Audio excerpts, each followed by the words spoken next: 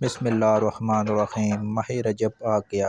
فضیلت اور کمال۔ حضرت سیدنا عبداللہ بن زبیر فرماتے ہیں، جو ماہ رجب میں کسی مسلمان کی پریشانی دور کرے تو اللہ تعالیٰ اس کو جنت میں ایک ایسا محل عطا فرمائیں جو حد نظر تک وسیع ہوگا۔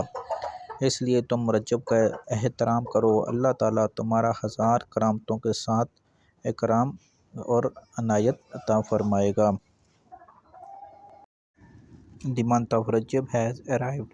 Hazrat Sayyidina Abdullah bin Zubair says, whoever relieves the trouble of a Muslim in the month of Rajab, may Allah grant him a place in paradise that will as wide as the eyes can see. Bunyatul Talibin.